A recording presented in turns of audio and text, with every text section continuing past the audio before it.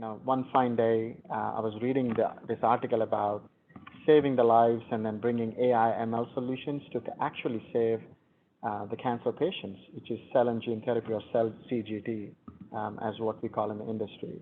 And while I was looking through this, and I saw one of the use cases where you can bring in an AI ML solution to fast track the soft cancer cells, right? Like doing the predictive analytics and all that stuff. And I said, I'm going to change my career to life sciences. So that is where I moved pretty much all my industry experience towards life sciences. So my additional responsibility in Accenture, I'm also the life sciences lead for Northeast, focused on data and AI solutions. So with me, I have Shreyas, who's going to talk about art of the possible from quantum computing perspective. And then I have Nayan Paul, who's part of my group, and he's going to talk about AI, ML, and mainly MLOps. What is that operational art of the possible angle where you can bring in efficiencies from an ML perspective. So let me go to the next slide. So that's the agenda. So I want to talk about the life of the data and AI and why it is so important in the last 3-4 years. The nature of the data, the nature of analytics is rapidly changing. If you look at 2010, we were just thinking about big data. 2 terabytes and 4 terabytes of data is huge from a data warehouse perspective. When you go into 2015, that is where we're talking about analytics. We still ran the reports coming out of a data warehouse, and there are a lot of companies which just started thinking about a lake. Lake is a combination of a processed and unprocessed data where they can do a lot of analytics on, right? That is in 2015. Now in 2020, now we actually went from an RPA, robotic process automation, analytics, AI, ML solutions to bring in the hotspots inside the data. That is where we talked about intelligent, data lakes, right?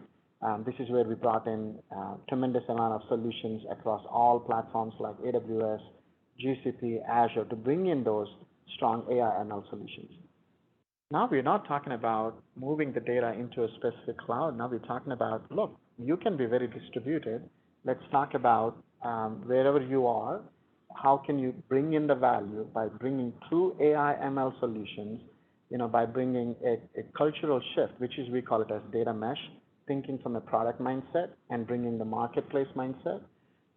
It's not data mess, it's data mesh, MESH, and really kind of bringing the value realization story quickly back to the customers rather than telling the customers wait for 18 months, 24 months before they can see the value. Now, we have, this is a article that was published by MIT. They publish every year. They do a lot of interviews with the CDOs, and they give this the top 3 challenges that every CDO faces, right? The first challenge that you can see, lack of talent. COVID has certainly changed that, right? It's lack of talent because the market is rapidly increasing, mainly in life sciences. And lack of really the good talent in the AI ML space is big challenge for the CDOs. The second thing is the immune system of the customer itself really stops the innovation. What that means is if you're asking a lot of your data engineers to mainly focus on AI ML and start their journey, there is a 50% of the chances that the immune system really stops them saying, no, we are fine with the old traditional data warehouse reports. We don't want the innovation because it's an extra effort, and all that. So that's a big challenge. And the last thing is we all know cost, funding, and everybody wants to be very close, how they manage their book of business. So funding is a bigger challenge. With these 3 main challenges, what we realized is not just, doing a siloed-based approach of 18 months and 24 months of transformation, but rather identify 15 or 16 use cases out of the entire enterprise that they want to enable, and then make them value realization story. Emphasize on the foundational aspect of the data, which is 3 things: MDM, governance, and quality. Make sure you have a strong foundation, then build on modern data platforms and AI ML solutions. So building that foundation, then identifying the use cases, and doing a frequent value realization stories is really what the customers and CDOs are looking for these days. Now, and I'll just skip a couple of those slides, but I want to really jump into the life sciences. So life sciences has like very vast majority of capabilities and the groups, and you have supply chain, you have R&D, you have you have a lot of areas that life sciences focus on. The one area that I want to really emphasize on today is the medtech space. And this is the space that we have seen a huge potential, mainly during COVID. Think about Livongo is one of the connected devices that they ship to your place, and you can check your the sugar ratings, and then you can all that data goes into one single location. And Livongo does a lot of AI ML solutions based on your zip code, based on your preference, based on your intake of food, and tells you the recommendations, runs the campaigns for you based on your preference. I'm one of the Livongo customer, and then it tells me saying, hey, by the way, there is a campaign of 15 people running in your zip code in the next 2 weeks. Maybe you want to be part of that, so to improve your health index. That is connected health. That is the medtech space. That is where the AI ML space is really rapidly disrupting the market. And you can see, as I said, even in medtech space, they have a subcategories, which is really the primary categories for life sciences. You have R&D, you have supply chain, commercial, you have digital health, and corporate functions. Those are the 5 things that you would see. So medtech is where we are seeing a large disruption of AI, and that is where you would see the flavor of large data sets, how quantum computing would really help in some of those scenarios. And Nayan is going to talk about how MLOps is really going to help the customers while they're thinking about improving the process, but also operating the process is where he's going to talk about. With that, I'm going to invite Nayan to talk about the MLOps. Okay. Thank you so much, Chaitanya. It's always a pleasure sharing the stage with you. Hello, everybody. My name is Nayan Paul, and I've been with Chaitanya's team for almost 3-4 years now. And more importantly, I had the luxury, the privilege of working with cutting-edge technologies, working towards understanding client problems. So today, what I want to do is I want to run a scenario by you. So imagine that you guys ended up in a project in front of a customer, and you are architects. You're supposed to provide solution. We talked about life sciences. We talked about the issues that typically our clients face. Let's talk about a scenario how we start with the journey, think about the problem, find the solution, and the process that you typically can follow to solve through that. So typically, when you end up talking to a client and you decide to undertake a project, there are 3 main categories. Again, we are talking a little specifically around life sciences, but it can be very generalized. 1, understand the business requirement, use case realization, understand what life sciences problem are there today, and again, then what are the processes you need to undertake, and what are the key challenges the clients are facing today. Once you have these 3 dimensions, you can probably think about a way of approaching that as a solution. So, few examples. Drug penetration testing, a new drug has come in. We want to understand who is supplying that, how that penetration is happening. Customer and practitioner segmentation. We talk about doctors who are willing to sort of participate and share new drug information. We talk about doctors who are a little apprehensive. They might not want to prescribe new drugs that soon. Diagnostic accuracy, precision medicine, Chaitanya was talking about it, and 100 more, right? So the 100 more is the important factor. It is easy to build one model. It is okay to solve a particular problem.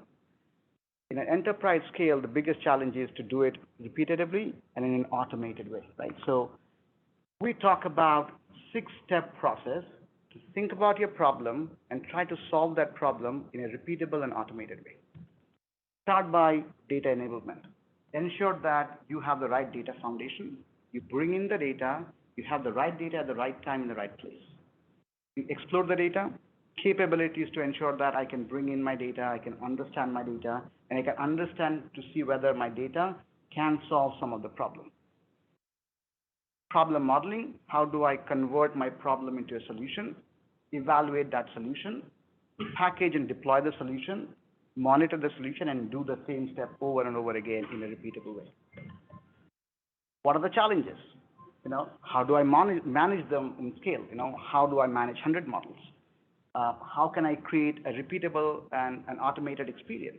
Like I talked about, skills are a problem, resources, cost is a problem. Unless you can automate, it'll become a huge challenge. How can you adopt new technologies, right? So you cannot think about ML-driven solution and think that this is the end state. It has to be a progressive journey. We talk about focusing on business and not on IT. How can I democratize the solution? How do I ensure that within the organization, not a selective group of 5 people can only solve this problem? How can I ensure that people who understand the business can solve the problem so it's not a technical problem, it's a problem which can be democratized and socialized more? So with that thought in mind, I have a couple of slides that we have laid out. This talks about a potential reference process flow, how we have done it through Accenture in multiple clients. It is a reference. It can be implemented in multiple places. But again, think of this as a process and not something that you have to do. So start with business, understand what the business wants. Collaborate with your data science team and check the feasibility. It's very important that we do not go with a big bang approach and say, well, I have a problem, let's evaluate the problem for the next 3 months and come back to you whether you can solve it or not. You have to have certain checkpoints to ensure that you're not burning through your cost. You get the approval and say, business, this is your problem, I've done the initial analysis, I think I can solve the problem. Business will say, okay, go ahead, whatever you need. You start getting access to the data. And that's where the solid data foundation is important. Ensure that you have your searchable catalog, ensure that you have your profile, statistical reports, ensure that you have all the access to all the utilities to analyze your data. Then you start your exploratory project where you say, let's perform visual analysis. Let's talk about scenario analysis. Without writing a lot of code, can I understand if I can give a particular scenario, or can I synthesize this scenario to understand what can be an outcome? So you go through the process and finally sync up with your business saying, I've gone through all the data, I've done a lot of visual analysis, this is my outcome, I think it's going to be a good investment for you to proceed with the solution. Business says, yeah, start a POC. Again, these are important checkpoints like the POCs or the exploratory project analysis because they will ensure that you're not giving a big bang solution. It's important to ensure that you are not going and giving them a 6 months of a project plan right off the bat. Start small, you have incremental benefits, you have cost in the middle to ensure that every stage there is an approval, there is money to use for the next step. You go through a lot of data bias analysis, you generate synthetic data, or if your data is imbalanced, you go through model generation, you quickly analyze your features, you can go through the loop again, and again, same thing, you validate the outcome, ensure that you have an OPEX funding, and business says, oh, you have done a tremendous amount of work, we have a POC ready, the proof of concept has ensured that it is going to be a success, I can open up new funding for you, let's start the MVP. And that's where you start hardening the code. That's where you start writing your notebooks, your chicken scribbles into actual classes. That's where you can optimize your code, start plugging in all the bells and whistles like capturing model score, explainability of the model. You talk about the fairness testing of the model to ensure that once you're releasing the model, it is not biased towards a particular segment. You talk about model performance testing. You talk about metric evaluation. Talk about registering a model into a model registry. You talk about capturing a model metadata. And then everything is done. You go and say, I'm done with the job. From an ML engineering data science perspective, I want now support and give it back to run and support team. I want to take it to an hypercare. So you go through the project industrialization phase. You go through identifying the key stakeholders who can be your data engineering team, your business team, your OPEX team, your DevOps team. You register observability matrices to ensure that once you are deploying a model, you understand if the model is decaying over time. You integrate with all the DevOps, Git, Bitbucket, Jenkins.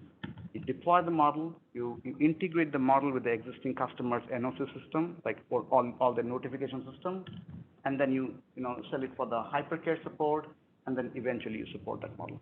So it's a very quick overview of what we typically do, starting with an idea that a business has, run it through the process, and eventually come and say, this is 3 stages.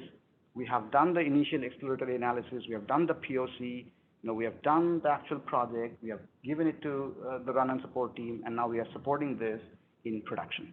And this becomes a cyclic process. This becomes an automated process that you can follow over and over again for each and every project.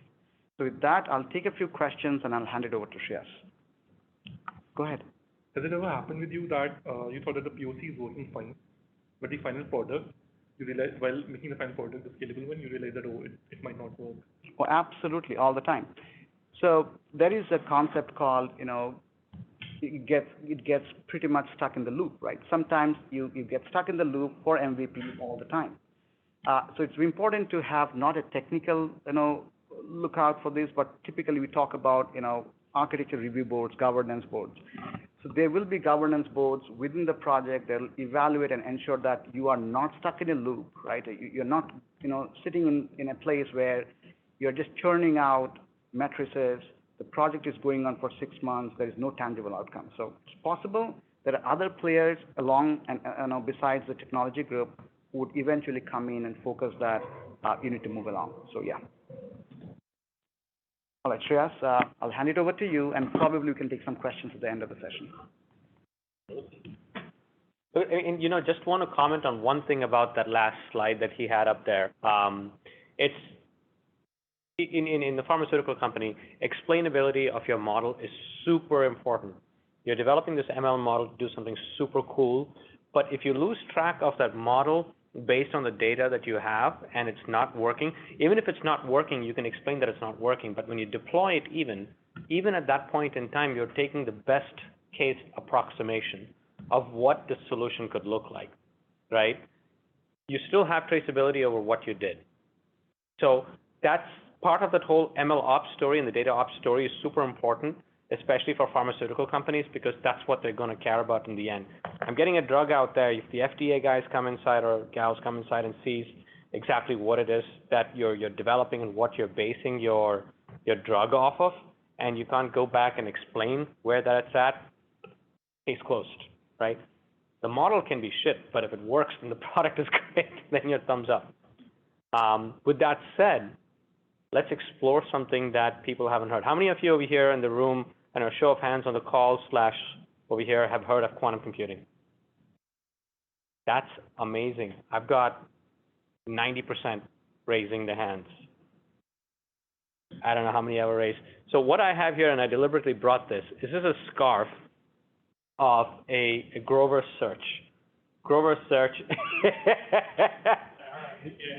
I did that just as a tactic, but it allows you to use Fourier transformations or quantum Fourier transformations and other algorithms associated to Grovers within that executes potentially faster. And I'm going to keep iterating on the word possibility and the potential that it has.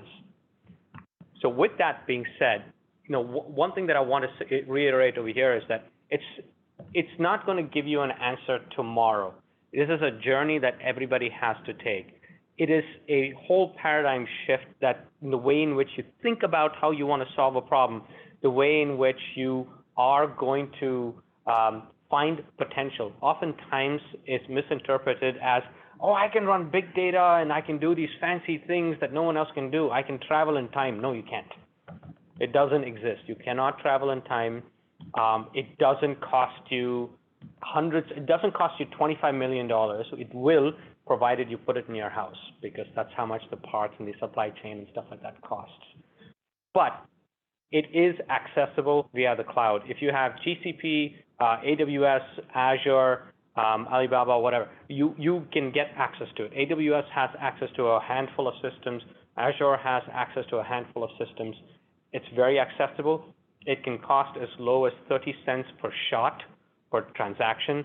You can rake up a pretty bill depending on the size of the problem, but you get the picture. It's accessible and it's economical for our clients to do this.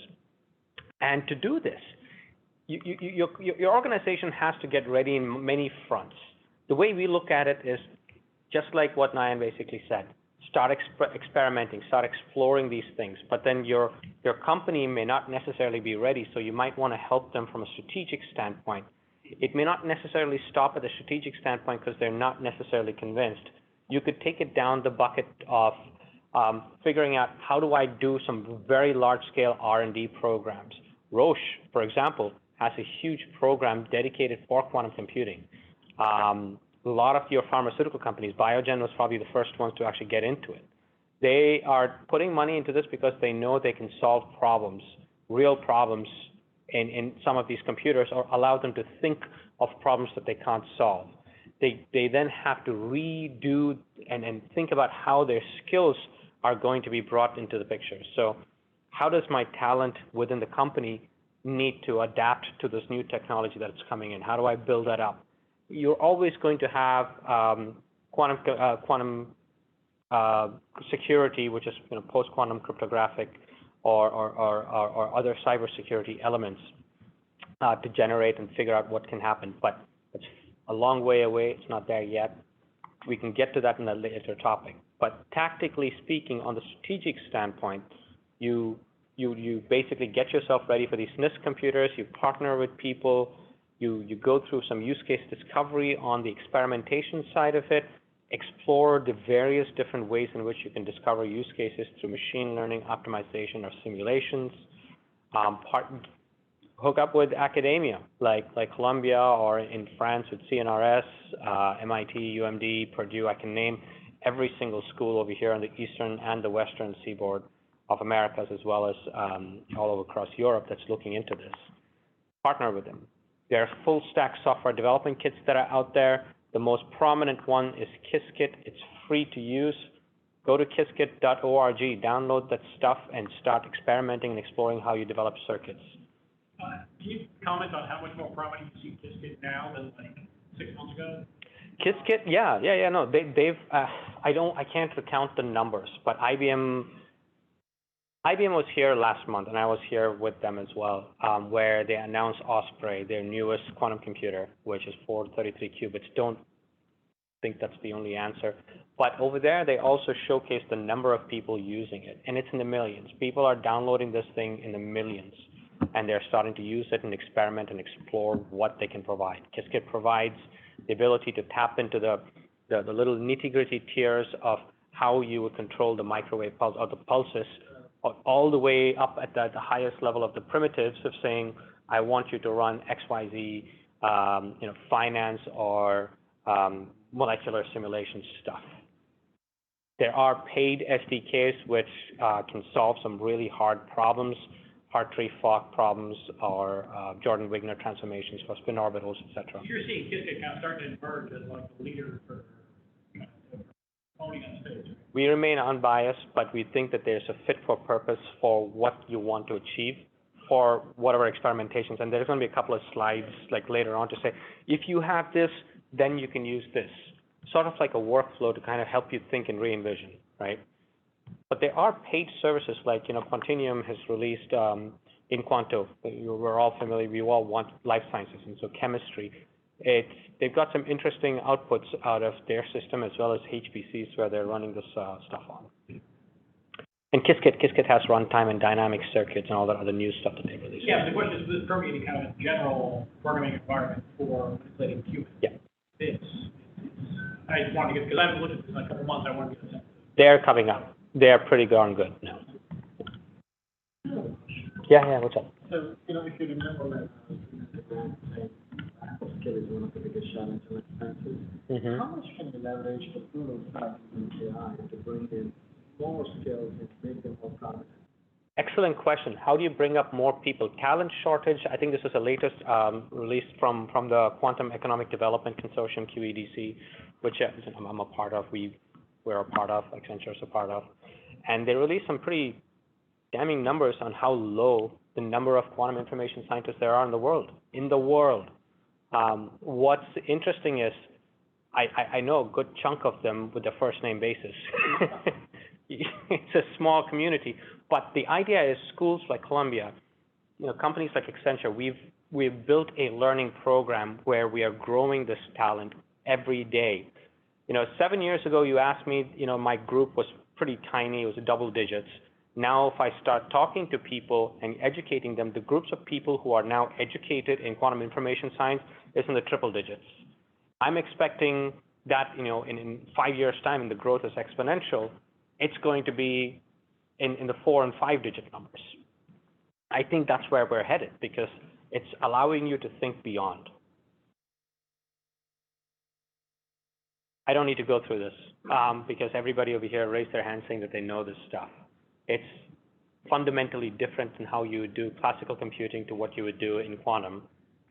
Quantum has also arguably many ways to solve the problem. You can do this through gate models. You can do this through as an annealer, or you can do this through some inspired techniques that are out there that taps into potential behaviors of what a quantum system can simulate. So all of these things and how you process this information we'll get to all of those things. So how do you do it? Who does it? It does take a good team, a knowledgeable team from the business standpoint, your industry expertise that's kind of surrounding the entire box on the right-hand side. You've got your delivery leadership who knows how to bring in the people together and can execute such a program because it's not as quick and dirty as let me write a Python code and deliver that to the business because there's more to it. You have service designers who help you rethink, reimagine how you want to do this problem, help you go through a design thinking process and then actually design what the outcome could look like. You got system architects, people who need to actually take the solution in a scaled way to say, well, I'm going to write this circuit, I'm going to write this algorithm, a variational quantum eigensolver algorithm, VQE, in a way that it can be run both on a quantum computer, but also take a portion of those things, we break it up in a logical way and run it on a HPC cluster. And I'll talk to you about how we did that as well. So this way, you get certain results today and potentially protect yourselves in there for tomorrow as a consequence. Your integrators and your system architects need to think about that. Integrators, these are your coders, people who are hands down deep. They know the AWS and the Azure environment. They can help write the code, Python code, R or C#, whatever you call it, and put that into, or C, and put that into these cloud environments, expose them as APIs, help you integrate that into the actual hardware itself as code. It's a task. You still need to translate that data and reform what that looks like in terms of the actual mathematical algorithm that you're writing. You have to wind up at this stage. You don't have these primitives readily available. I can't do scikit-learn regression, regression test over whatever it is. It's not so simple anymore. There are no quick, short, easy answers. And if someone says that they are, I would run multiple tests to verify it, and you'd wind up actually going back and coding it yourself anyway. That's who's involved. I just put a bunch of logos in here just so you understand who are the different players in the world. You have the IBMs, the Rigettis, the IonQs, the Quantinuums, the Googles, and the list goes on. Toshiba's, Fujitsu, Microsoft, QIO, etc. They do not have a Majorana particle yet, but they can tap into. Not yet. Some laughs over here in the room. So to get to where you want to get to with these people, like I said, you have a journey. That journey is starting from a strategic standpoint. Set the North Star. What are you solving for? What is that business reason that you're solving for? What is that North Star? Who do you have? How are you going to execute this? Are you prepared to deliver? Nayan put that in his roadmap on, do I get the funding? Do I go do this, make the case, identify the data? Get that in place first. Run an experiment, a business experiment. Use Nayan's model again. Find that point in which you've got the model super cool, the POC is successful or quasi-successful, and find a way to incubate it, scale it, go through the circle again, right? Security is going to have slightly different path today, just focused on quantum computing, not the security aspect of it. What's our vision, right? You want to start, like I said, start with that business problem. Understand with that business problem, how am I going to map it to some of those classifications of those problems, which I'll talk about shortly, those primitives that you may have, like one qubit may have those primitives. Qiskits has those primitives, certain primitives available. Inquanto has those primitives available. How do I tap into some of those things? Or how do I recreate that really hard problem and execute them on some very specific hardware that the problem can execute on? Optimization problems that like you want to run in its quadratic form is probably best suited, like a mixed integer program, you convert it to a quadratic program, is best possibly to run on a D-Wave hybrid system because they can run this problem in a really in a good way. They have a good solver out there to do this stuff. The molecular systems that you're trying to simulate are best tailored to run on a gate-based system because they tap into the exact same physics of how these molecular structures of this specific electronic spin orbitals work, right? So that's how you would think about choosing those problems. In life sciences, when you want to choose that business problems, exactly like what Nayan was saying, exactly like what Chaitanya was talking about, you pick that one business problem across R&D, supply chain, marketing side of this, or any enumeration of what we talked about, those specific use cases. You map it very specifically to what is the benefit? What is it that you're doing? I'm not doing this because it's cool.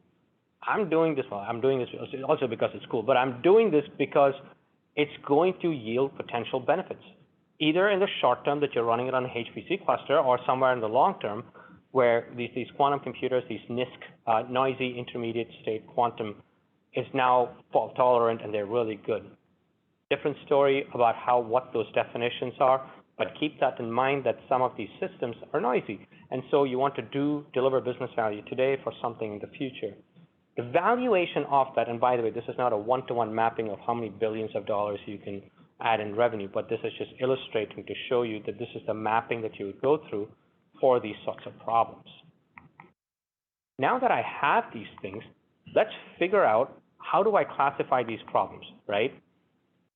You know that these polynomial time problems that we have today where we do a naive brute force, we do some kind of a path searching problem, we do some kind of a sorting problem, or you do a very basic prime number factorization. Those are rather simplistic problems that we can solve deterministically today. There's nothing wrong with it. You can still do it today. You can still solve for the problems today. But my gosh, you want to get to some of those harder problems, those NP non-polynomial deterministically hard problems. You're going to create a whole bunch of approximations. What is the cost of you creating more approximations over approximations to get a certain business benefit? You're going for what you're settling for what can be done. Quantum mechanically, though you don't need to do this polynomial time hardness, just base polynomial things, it's a good way to test your problem. You can tackle some of these NP hard, NP complete problems quantum mechanically, while you have algorithms like VQE, variational quantum eigensolver, QAOA, quantum approximating, quantum optimization techniques. You have HHL. You've got an umpteen different. I don't want to keep enumerating all these different things, but you have known algorithms that are out there. You're applying these things to your business problems today, while it doesn't efficiently solve it because these systems are noisy, but you can run some of those things in a portion hybridized manner. What I do? There you go. So with these problem classifications, you know that these are hard problems. Now comes your systems integrations and your people who are worried about the data. Now, Nayan has enumerated this before. The quality of the data that you have is going to be important because you're going through the process and then you're thinking about how do I solve this problem, right? You know that based on the problem statement that they have, this is how I'm going to figure out how I have to do the map. Do you have it? Do I need to generate it? Do I need to classically generate something that is required quantum mechanically? You might write Python code for that as well. Do I need to generate the synthetic data to help me do these things because they don't know what it is? Then eventually I built this algorithm. I need to encode this back into your system. Well, I've done it. That's great. Now, how am I going to execute this stuff? How big of a problem can I dump it in? Right? Just earlier in this room today, we were talking about running some of these Python codes in your laptop. Sure, they can run. They can run better and faster in a GCP environment or in an Azure environment or in an AWS environment where you spin up a bunch of cores and then you solve for all of these complexities. Don't try to make it a super perfect fit, right? This goes back to you trying to solve for this really, really hard problem. You're going to wind up coming to running a lot of transformations, which is fine. You're going to do certain approximations in your formulation as well that you're going to encode back in the problem. Arguably, there are techniques to avoid that, but have that as a consideration. You might want to run it metaheuristically first to see how your problem is actually going to be solved, right? Then you're going to start thinking about all of these things in terms of those approaches that we just spoke about. Whether, from a graph-based problem, graph algorithms that you're writing up as a quadratic program, or a mixed integer program that you're writing up as a knapsack or a routing problem or an assignment problem, whatever you want to call it, then if you have this, the similar machine learning problem, is a support vector machine the right way of doing it? It may be old school. But think about this. In SVM, if I do classically today, people will scoff at you because that was done like 8 or 10 years ago. And it was a cool thing to do back then. That's where quantum is at today. So you're taking those exact same hard problems from 10 years ago and you're running it again today and you're trying to prove it to be better. Those who did it back then are reaping its rewards today. I think you're going to do the same thing with this one as well. That's our theory. And I've had some pretty cool results on doing a Boltzmann machine for machine learning running on a D-Wave hybrid. So just as a random tidbit example. Keep this in your mind when you're actually running these systems in here. Now that I have it, you're going to want to run it on the best selected hardware. And if it's not distracting for you, I'm putting a video down there of letting you know that these hardwares are real. It's no joke. These things do exist today. And so one of the things that I did is we looked at these individual devices, and that's the video that's running down there at the bottom. So classically speaking, let the distraction run. Classically speaking, you can run these same exact problems on a Gurobi or an IBM Cplex as a problem that you break down the circuit and you do post and pre-optimization of your circuits or your model that you have.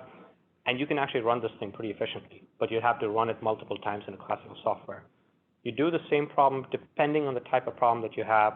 You run it on in SBM, a simulated bifurcated machine, or a simulated quantum bifurcated machine that I think it's Fujitsu or Toshiba that serves it out, or a quantum-inspired optimization catalyst that Microsoft has spun up, or you run it on a D-Wave hybrid system that you can solve some of those really hard problems. In the case of chemistry, you take this problem and you map the qubits to potentially whatever the electronic structures are that you're trying to simulate as a specific operation in the gate, right? You don't have to manually drag and drop these things. You'd actually have to code it out, and then it generates something for it to run in the background. And I'm almost towards the near end. So one of the things that I just wanted to kind of flick out over here as a quick example of how you would wind up running some of these things in a quantum mechanical way is you have that specific geometry of this molecule that you're trying to work with. Either it's an XYZ molecule, such as SMILES or whatever, that has a specific basis set, a multiplicity. You have to transform this with certain known algorithms, certain known ways to construct this Hamiltonian, which is what's in a qubit. That's a technical topic I'll talk about in a wee bit. You would run Hartree-Fock. There's another, the techniques to run this to apply specific transformations off of the qubit based on the electronic structure of the molecule that you're trying to do. You specify the ansatz. You would run it you would run this circuit in an optimal way through either pre and post processing that the system themselves provide, or you do it yourself. Then you would execute that on, whether it's an IonQ simulator, Continuum, or a cloud simulator, whatever. You'd finally run the systems against the circuit against a very specific backend, whether it's Open Fermion that allows you to do the specification of the ansatz, or the VQE or Tequila or in Quanto, whatever it is.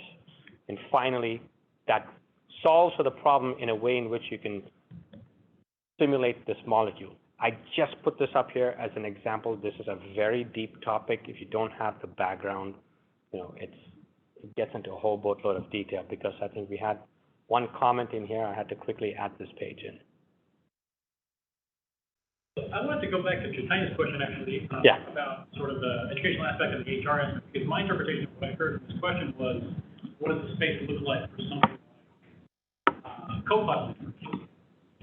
Actually, yeah, pretty interesting. You must have some perspective. Copilot on Yeah, so like GitHub Copilot will do AI-assisted pair programming with you, right? And what would that space look like for AI-assisted pair programming? It's an open source framework that's out there. Anybody can contribute towards it, whether it's pair programming or even otherwise. I'll give you an example of what we contributed towards this exact same platform. Similar to Chaitanya's story, I came from a finance background from a long time back, and that's how I started experimenting and saying, hey, I can deliver something in a quantum computer, right? And so we very quickly found out that there was absolutely nothing available in this open source system. So we internally had a platform where we co-developed this stuff. Open Formula. Okay, got it. And so we internally had this whole, we had a platform and a very specific pathway to do pair programming or extreme programming, whatever you want to call it, to actually say and validate that what it is that I'm developing in here for Open Formula is indeed true and valid and can be repeated multiple times. So that allowed us to say, we have the confidence to think that this is a great opportunity to submit back to the ecosystem, which we did, was accepted, and boom, right? Similarly, a lot of people right now, because this field is so nascent, are publishing work on Archive. How many of you have ever heard of Archive? ARXIV. Okay. And with that, they're also putting their code base on GitHub to explore this topic. I'm always going to mess up this guy, Asperguru. Asperguru, thank you. He started this thing, man. This was awesome. And he works at Quantinuum now, but this is what Tequila was all about. It was amazing. He basically said, I'm passionate about this topic, and I know how chemistry is. I know how it works. I know what it means to the people. So I'm going to create something, and we'll see what people think about it. Had a competition out there. People all jumped into it, started contributing towards it. They brought data from everywhere, experimented, explored. That grew and grew and grew. Quantinuum, or Honeywell back then, Quantinuum now took it up. CQC plus Honeywell took it up, and they said, now I'm going to make a product out of it. Boom. And people are still contributing towards it. It's still an open source platform called Ticket. So the pathways are many. Yeah. Outside the quantum computing, what we have done from an ML perspective was like the skills and the demand and supply of demand is a big challenge. Right. You can understand for Accenture. And we all depend on that DNA. So what we have done is we have identified like all sources of skills. Like one, put it on LinkedIn. We have internal systems, we have one pages, resumes. We use NLP to capture all that data, and we wrote a bunch of matching algorithms, right? And then the pattern matching only gave us 23% efficacy. Then we did data quality at rest and data quality while we capturing the data. That improved the efficacy to 50%. Then we brought in BERTA from another perspective. Now the efficacy is 83%. So it is much better than the skills.ai that we have. So it is custom built. A couple of analysts who have actually PhD in astrophysics in my wrote it just like that. And he's also one of them. And the efficacy is like 83% right now. So when I saw that on the slide, I was just more curious about how can we maximize this across not just one organization, across to understand the skills and the talent better in the market, which will give me a better understanding about what the market is. Yeah, that's okay. Yes. One, we were talking earlier about the convergence.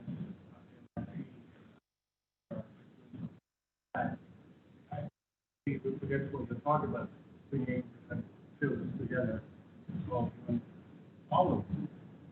But the question is, like all firms that have been there for 60 years, they have their own culture. How receptive are they integrating different departments, different concepts, language diversity? Also, I don't think that's number one. Two, when you do data analysis and you set scenarios, what I told you about the president's past, there are certain factors that are so unpredictable that you can't put it in the model. How do you account for that? COVID-19, I mean, no one would have predicted it. We have no idea that we've been under pandemic for 10 years. It's pretty hard to predict the pandemic and virus and something like that. How do you factor that? I love that question. That's one of my favorites. So you don't predict people.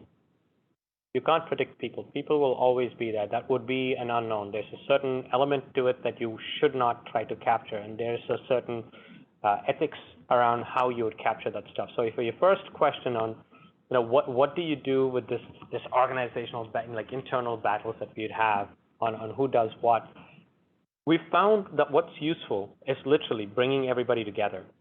So back in the day, we acquired a company called Fjord. Fjord had this trademark way in which we would bring people together called a rumble. It's a very traditional design thinking methodology. So you get a bunch of people in the room and we start ideating on some topics free. There's absolutely nothing wrong in the way we do it as an approach to bring people together. And, in this one story that I had is when I ran one of these sessions, this was actually one for quantum computing, I said, you guys don't need to understand this stuff. I will use a technique that I use with my daughter. I want you to doodle. Just doodle away. Doodle what you think this company needs to do.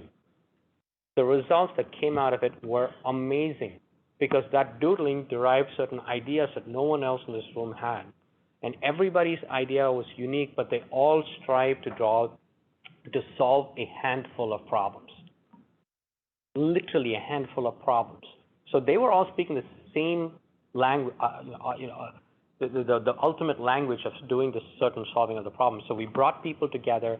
We did techniques like design thinking techniques that involved doodling, and on beanbag chairs, and not these fancy office chairs here, but it worked.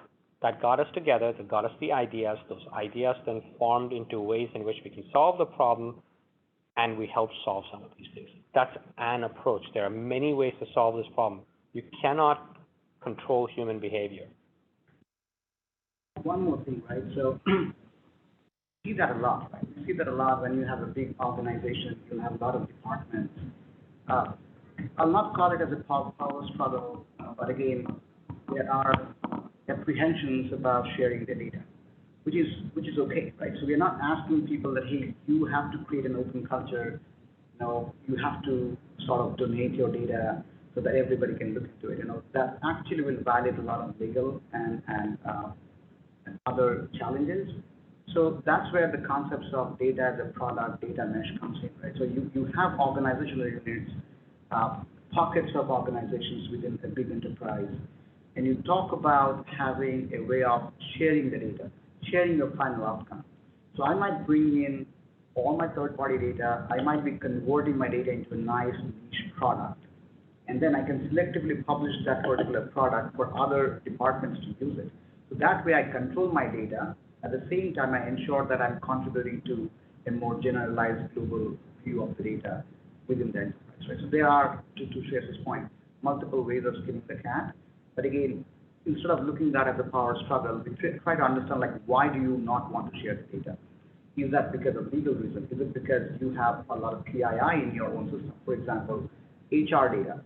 You have a salary information. You're not supposed to share that salary information with another department. So those kind of practices of sharing co-built data, an example was data mesh, will help you solve those kind of frictions within these domains. Yes, there's another thing called confidential computing as well. That's bringing it up. It actually winds up protecting that data at the OS level that folks like AWS and Azure are now sticking up. It's awesome, man. Like it right now we're in.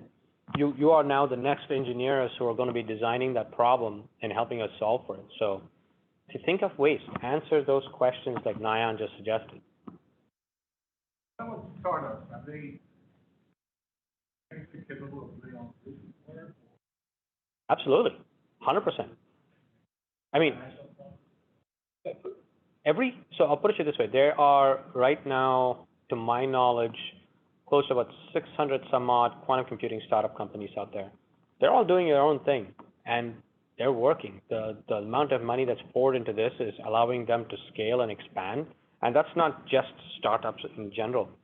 Startups holistically have to learn to understand how these businesses are going to scale in the future, and they are all thinking about it. To give you an actual number, New York Power Authority, NYPA, they have only 11-member team running their entire cloud infrastructure. Whereas AWS, for example, they have made it easy. Now they're talking about serverless. So you really do not need a lot of manpower. Go and actually focus on maintaining a series of boxes. Right? So for startups, going into cloud, having a small team of people who can actually do a lot of work, these are compelling reasons why everybody's moving to cloud. Cost of ownership minimizes risk. We actually have a question from our online participants. My question is, when you're building like ML solutions for your client or other type of solutions powered by quantum or not, do you try to make the implementation when you give that to the company easier so they don't have to understand all the steps or all the code behind it, or do you require your client, for the benefit of your client, that they actually can know everything? So right now I'm doing research in machine learning with a platform run by Columbia, where we're reading papers, making sure they can be after doing the replicability check, that it's okay, this is something new that can be replicated. We're trying to take that in and condense that and put it into a platform where people can use those models after deployment, so that they don't have to look at that. So how do you handle that for your clients? There's not a one-stop shop answer. You do custom development, you can do a licensing-based problems, you can buy a software and say, use this software if you don't care about what's under the hood.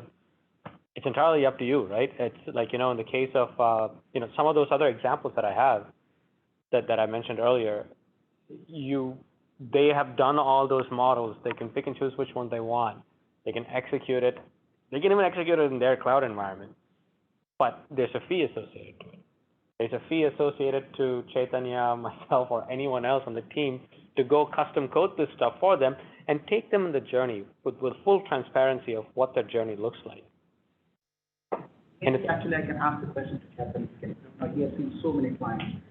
So I've typically seen, both ways, right? Where the client will say, hey, Accenture, you help us do it, but we have in-house data scientists. You do not teach us how to build the model. Versus they will say, oh, we are pretty new to this.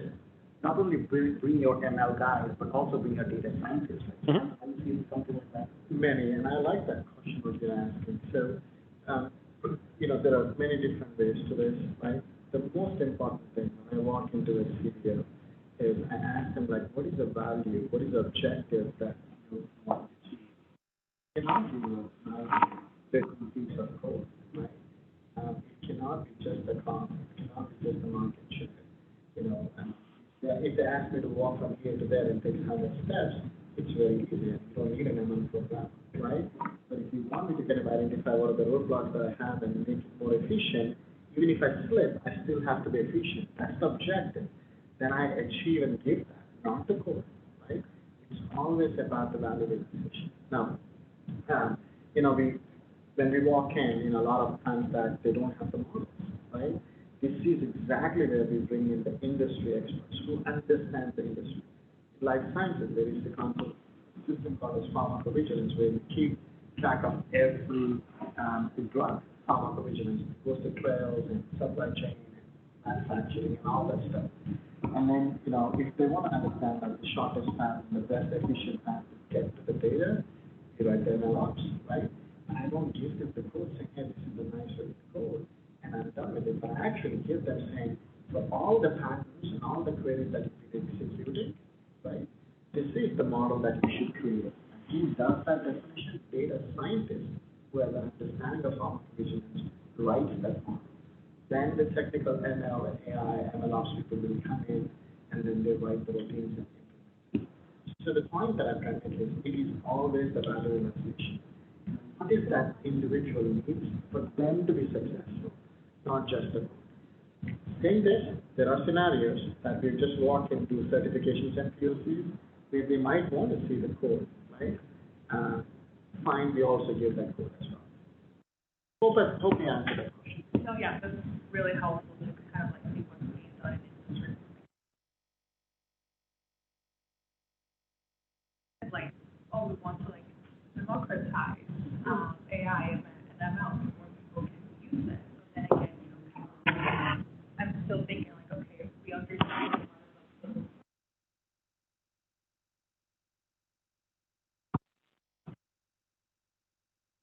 you can't like two things solve. That is a match of both benefit and objective. I apologize. I think we should go back to the online. Oh, no worries. We just try to keep a balance going back and forth. So we just have another question from the online group. Are the quantum algorithms robust? In other words, if you run the simulation again, do you get the same result? Or could you get a different result, have different groups or companies corroborate each other's results? Good question. There are fundamental ways in which you would define a circuit, the way in which you would define an algorithm. You have an application-based way in which you would compose that specific known type of algorithm for the specific business problem. A knapsack problem, for instance. Very simplistic problem that I can solve in a linear programming kind of a way. It's oftentimes very repeatable. And has it been corroborated? I would ask a lot of our financial institutions that manages our portfolios, because that's what they do. Uniqueness of those algorithms comes based on the specific application constraints that you're adding. So from that standpoint, each company, each entity is going to have its own way of solving the problem. And so between companies, you're going to find a difference in opinion and difference in data. But within them, it's in a very repeatable way. In terms of repeatability for some very hard problems like variational quantum eigensolvers based problems like the molecular simulation problem that we just talked about earlier, or the example, it's scientifically replicatable up to a certain number of molecular structures, molecules, with the molecular structure, the size of the molecule. For instance, CH4, I can replicate it multiple times and I can simulate in the way in which I get the exact same structure results. I go into something that is very, very complicated, like C92H12. I'm not, I shouldn't say it. Really large molecule. It's very large carbon-based molecule.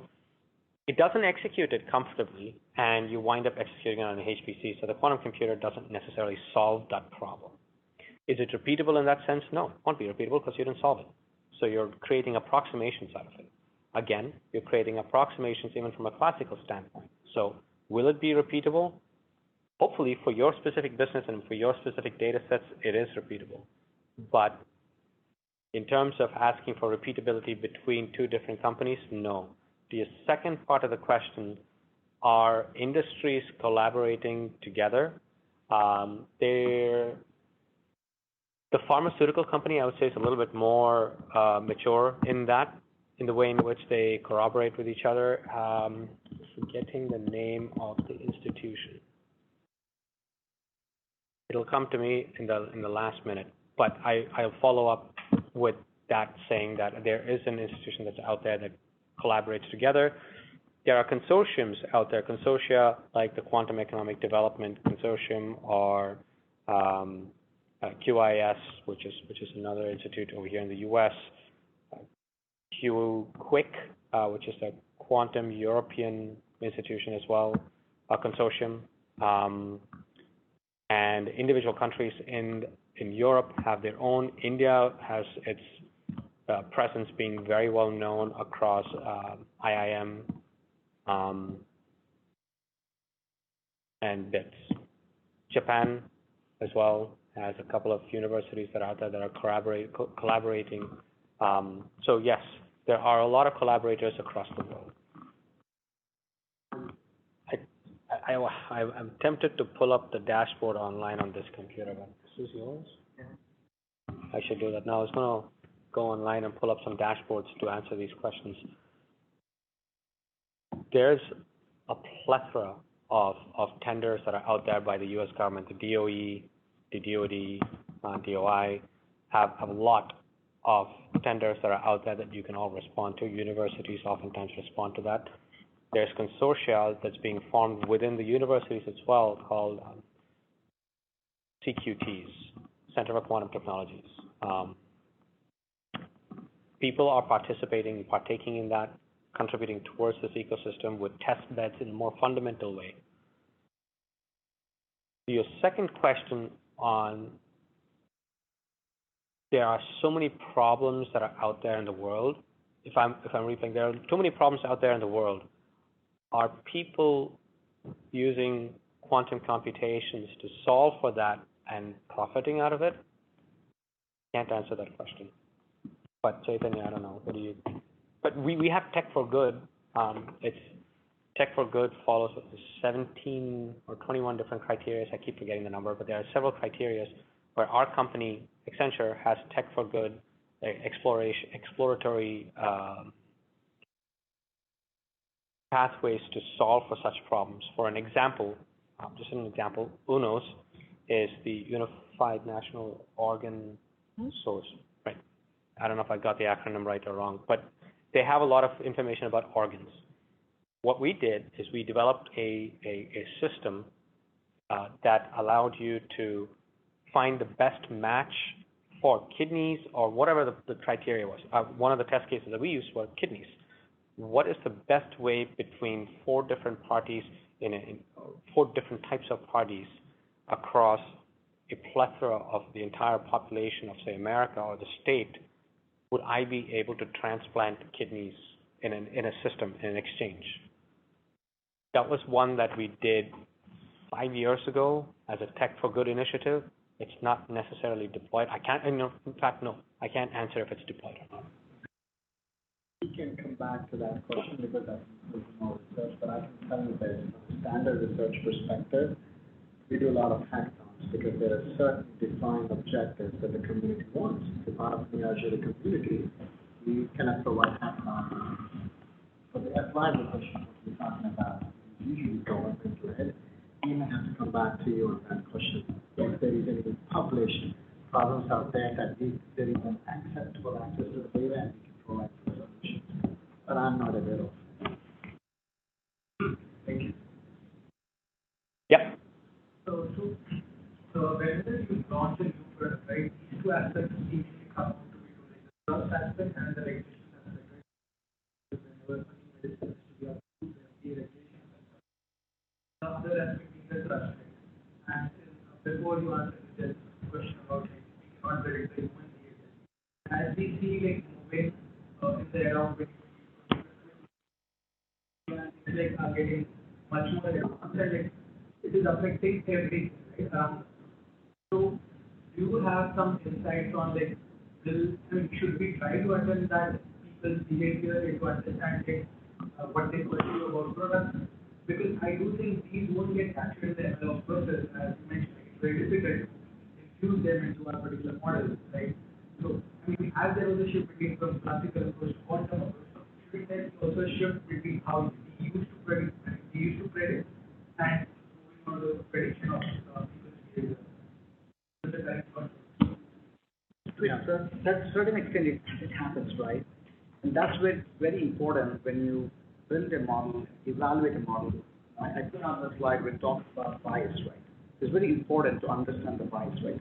Is your model taking the human behavior into effect and somehow creating biased results? I'll give an example, right? So again, not to call out the name, but it is published where AWS, they created a model to understand and fill up a particular position.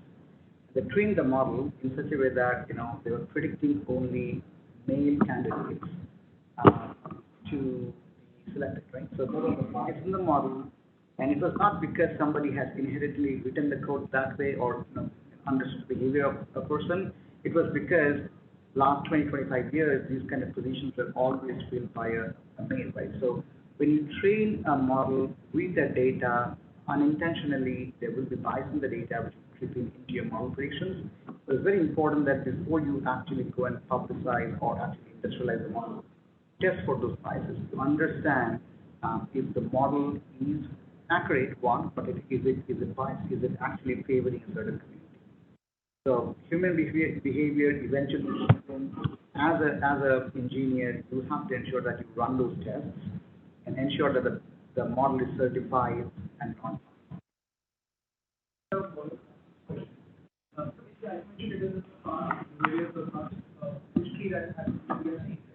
But what about the current real-time situations that are happening? So I want to get into really but I want to get into the mindset that we are looking at the past history, but what about recent stuff happening around social media and stuff that also affects certain aspects, right? So how do we account for that moving forward? Because as gentleman mentioned, we couldn't predict COVID-19, right? But something around that, if we can have alert mechanisms that would help us ensure we protect. But it depends on the use cases. Like, if you think about this, there are things that you cannot fast. Life sciences, pharmacovigilance. By the way, probably everybody knows that it takes usually 8 to 10 years for a vaccine to come out. How many years? There is a process, there is a trusted process that was built for many, many, many decades, right?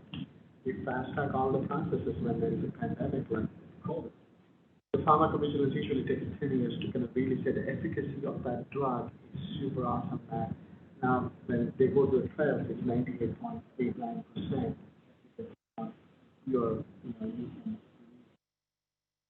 And you have drugs where you cannot wait for 10 years, right? Where you know the side effects and where the system is saying you can have less efficacy, but also you can have high efficacy, but a shorter time. That is where you have to go through those kind of scenarios where you can do faster deployment. All I'm trying to say is, in the models is what I say.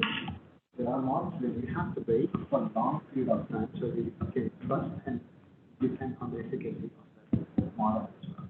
Right? The historical aspect only gives you a better control of it, but the real world examples in the real time that is happening is a bigger challenge. How you tie up with the real world examples is a big challenge. I think quantum computing is also trying to figure out, while I'm looking at all the historical aspect of it, how do I model where I rely on the historical aspect of it, still bring the lineage of the real time data that is happening. It is work in progress. Very great question. It's one of the more challenging questions. Again, think about this. At times it takes time, and it is better to give the time for some of those processes. Fast tracking always doesn't work as well. So I know we're a little over time, but I believe we had one more question. If you're okay with it. Yeah, I have a question on evaluating the data set and how predictable this data set you're working with is, because I was recently reading up on how in social science apply AI well, certain human behaviors on, such as how well a population of school children will do in like 5 years, depending on the current data set, and there's real variation on how predictable the outcome is depending on the data. I'm wondering if there's similar studies with your field. I mean, it depends, right? Again, there's no universal model, right? And short answer is, everybody looks into the same data with different lens. And that's how an Accenture differs from somebody like Deloitte, right? So all I'm saying is you might have the same data set, you might have the similar sort of ways in looking into the data, but it also comes down to skills, right? How do you want to look into the data? What are the ways in which you want to slice and dice the data? How do you want to apply the data to your problem specifically? You cannot just say, hey, I have a data set, can I have a way of looking into the future just in one way? It depends also on the person. So what he's trying to say is in a sense, so there is a three-stage process, right? Creation, execution, and validation. So in the social geographical aspect of it, you probably have like 12 or 16 data elements and throwing. But you want to be very predictive on certain data elements. So you create that model, you execute the model. In those scenarios where you have to kind of begin to understand this is right predictability, that is where you do validation of the model, right? Validation of that model along with it. How do you do it? You go back and you have a prescriptive answer for those data elements. Go back and you validate, saying the ML is telling me this, and I'm really close to what I'm seeing in reality, right? So again, going back to his question as well, the efficacy of the models is what you're asking, and then do you really trust the efficacy of the model? It's really dependent on how long and how well you validate those results. But I guess what I was asking was, what some people are trying to do is based on their past experience with certain types of data set, they can kind of predict how predictable this data set is. Is there an effort to kind of go on that second layer using AI to kind of predict how suitable this data set is for an AI mechanism without going through all the modeling? Yeah, there are data wrangling techniques that, I think if I'm understanding this question right, you're trying to validate and predict what the data is going to do or data is going to be. Yeah, is that right? On your past experience based on different data set. So can I give you one more example of that? Yeah. So conversational AI. Yeah, thank you. Just built me into it. Think about Sorry, what was that? conversational AI. Yeah. Natural language processing. NLP. Yeah. So think about traditionally what has happened is you relied on an AI or a process or agent. Stop. So you're relying on a process to really say, to get you the results. So let's say if you're traveling, and then you send a text message to United, and it will exactly tell you boarding, the gate, and the seat number and all that, right? It's pure conversation AI. What you're asking is, there is actually an agent sitting behind and taking your call, and that individual has that information, how well they know about you, the demographics, and what you're asking. How do you pass along that information to the process as well, so that it becomes even better, right?